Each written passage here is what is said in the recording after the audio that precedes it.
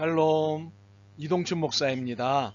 오늘도 여러분의 삶이 주님의 평안으로 가득하시길 기원하며 하나님의 말씀을 나누겠습니다. 오늘 주시는 말씀은 시편 49편 1절에서부터 20절의 말씀입니다. 이 말씀 중에 15절과 16절을 읽겠습니다. 그러나 하나님은 나를 영접하시리니 이러므로 내 영혼을 소홀의 권세에서 건져내시리로다. 사람이 치부하여 그의 집의 영광이 더할 때에 너는 두려워하지 말지어다. 아멘. 시편 49편 1절에서부터 20절 말씀을 본문으로 당신이 초라하다고요? 누가 그래요? 라는 제목으로 말씀을 나누도록 하겠습니다. 고대 철학자의 명언을 빌리지 않더라도 자기 자신을 아는 것은 인생살이의 중요한 일입니다. 어떻게 살아야 할 것인가를 고민할 때 자신을 바르고 정확하게 파악하고 있다면 해결이 좀 더 쉬울 것입니다. 그러므로 자신이 할 수 있는 것, 자신이 할 수 없거나 못하는 것 등등을 잘 파악하고 있는 것은 일종의 자산일 수 있습니다. 그런데 자신을 바르고 정확하게 파악하고는 있는데 자신을 너무 저평가하거나 자신감 없이 낮추는 분들이 있습니다. 오히려 다른 이들보다 더 잘할 수 있는 것이 있음에도 자신을 저평가하는 태도 때문에 자신을 초라하게 여기는 분들이 의외로 많습니다. 그렇다고 자신감 무조건 좋은 것이라고 부추기는 것은 아닙니다. 자신을 평가하는 것 못지않게 과도한 자신감도 문제가 있기 때문입니다. 여하튼 자신을 저평가함으로 초라한 존재로 여기는 태도는 안타까운 일입니다. 그런데 이러한 태도의 문제가 신앙생활과도 연관된다는 사실입니다. 오늘의 성경 본문이 이것을 이야기하고 있습니다. 시편 기자는 자신이 전달하는 말씀을 세상 모든 사람들이 들어야 한다고 말합니다. 특히 귀천 빈부를 막론하고 다 들어야 할 말씀으로 강조합니다.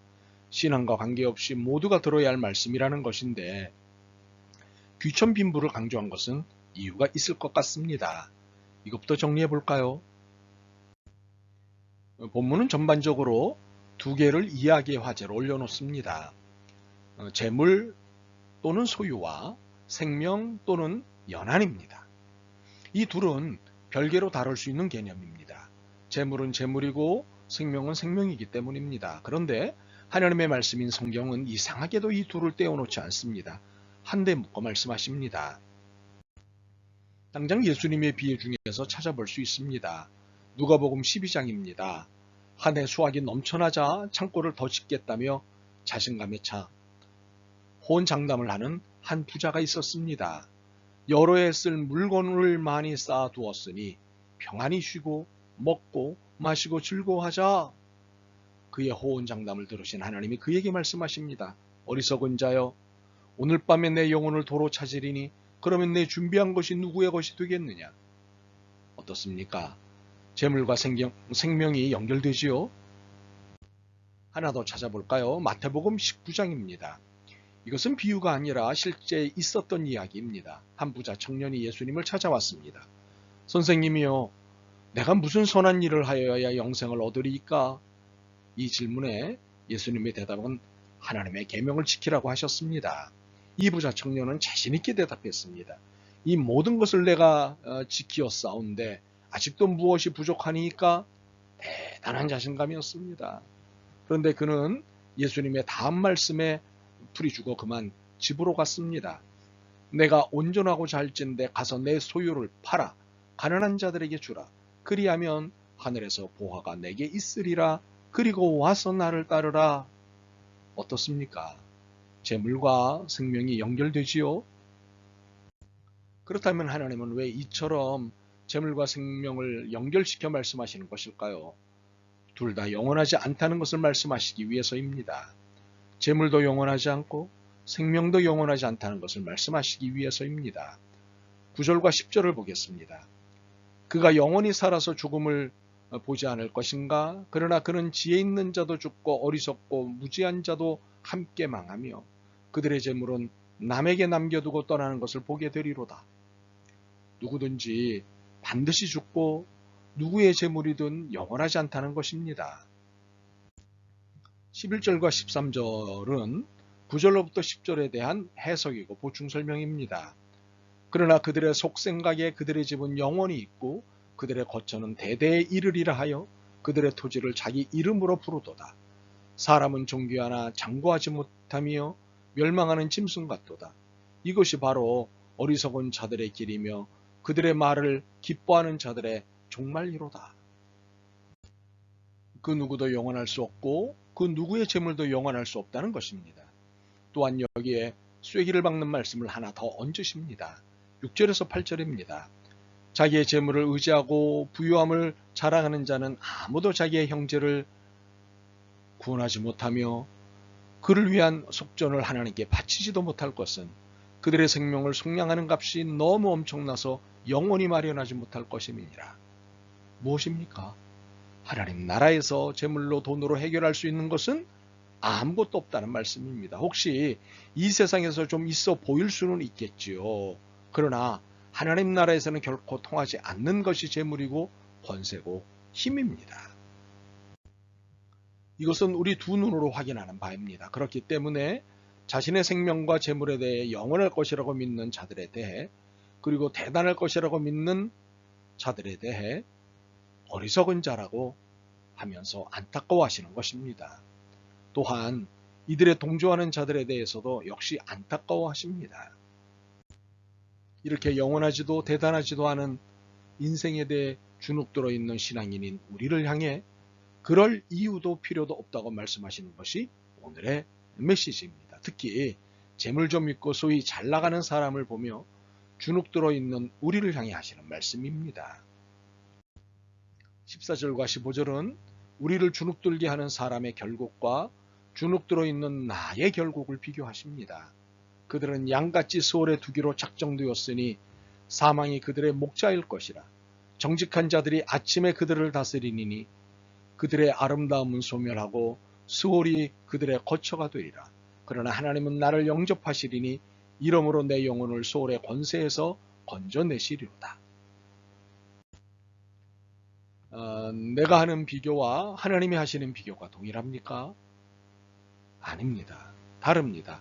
주눅들어 초라해하고 있는 나를 향해 한 방을 날리시는 하나님이십니다. 참 쓸데없는 생각을 하고 있구나. 우리는 하나님의 평가에 따라 사는 사람입니다. 하나님의 판단을 따르는 삶을 사는 사람입니다. 그렇기에 16절 말씀을 그대로 믿고 따라야 합니다. 사람이 치부하여 그의 집에 영광이 더할 때에 너는 두려워하지 말지어다. 무슨 말씀입니까? 초라해지지도 말고 짜증내지도 말고 시샘하지도 말고 불편해하지도 말라는 말씀입니다. 왜? 앞에서 하신 말씀을 17절에서 19절에 다시 반복하시는 내용이 그 이유입니다. 그가 죽음에 가져가는 것이 없고 그의 영광이 그를 따라 내려가지 못함이로다. 그가 비록 생시에 자기를 축하하며 스스로 좋게함으로 사람들에게 칭찬을 받을지라도 그들은 그들의 역대 조상들에게로 돌아가리니 영원히 빛을 보지 못하리로다. 부도, 명예도, 명성도, 칭찬도, 건강도 영원하지 않다는 것입니다. 물론 사는 동안 자부심도 갖게 하고 당당한 인생살이를 누리게 할 것입니다. 그런데 과연 이것이 어떤 의미일까요? 특히 하나님 앞에서 말입니다. 여기에는 하나님의 평가가 중요하지 않을까요? 20절입니다. 존귀하나 깨닫지 못하는 사람은 멸망하는 짐승 같도다. 세번역이 이해하기 쉽습니다. 사람이 제 아무리 위대하다 해도 죽음을 피할 수는 없으니 미련한 짐승과 같도다. 자신이 누구보다 더 누리고 또는 누구 못지않게 누리는 것에 대해 자부심을 갖고 특히 이것으로 누군가를 업신여기는 태도를 보일 때 이런 사람을 두고 하시는 말씀입니다. 미련한 짐승 같은 사람아.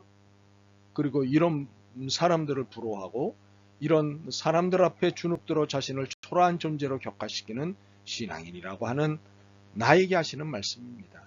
미련한 짐승 같은 사람아. 미련하다고 해서 미안합니다. 그러나 여러분이 미련하다고 말씀을 전한 것이 아닙니다. 미련하게 살지 말자고 다짐하자는 것입니다.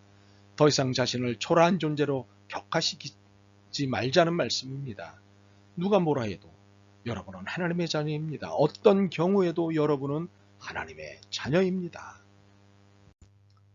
바로 이 사실 가운데 삶의 입장과 태도를 새롭게 했으면 좋겠습니다. 스스로 입은 초라한 옷을 벗고 주님의 은혜의 옷으로 갈아입으시길 권합니다. 그래서 5절을 당당히 고백하는 여러분이 되길 기대합니다. 죄악이 나를 따라다니며 나를 애워싸는 환난의 날을 내가 어찌 두려워하랴. 악을 꾸미는 자들이 나를 뒤쫓고 노려보는 공경을 당할지라도 결코 주눅들고 자신을 초라하게 여기지 않기를 바랍니다. 결코 두려워할 이유가 하나님의 자녀이기 때문에 없다는 사실을 놓치지 않기를 바랍니다. 15절로 이 사실을 확정하겠습니다. 그러나 하나님은 나를 영접하시리니 이러므로 내 영혼을 소홀의 권세에서 건져내시리로다. 나를 지옥으로 끌고 가고 싶어하는 권세라 할지라도 나를 그렇게 할 수 없음은 하나님이 내 목숨을 붙잡고 계시기 때문입니다. 그런데도 계속 초라하다 생각하시겠습니까? 누가 하나님을 이기시겠습니까? 누가 하나님이 붙잡고 있는 여러분을 이기겠습니까? 당신이 초라하다고요? 누가 그래요?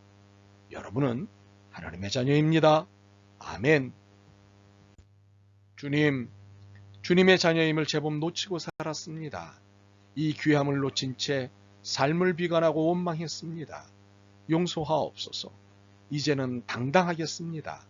삶의 주님을 찬양하겠습니다. 예수 그리스도의 이름으로 기도드립니다. 아멘. 오늘도 여러분의 믿음과 삶을 응원합니다. 사랑합니다.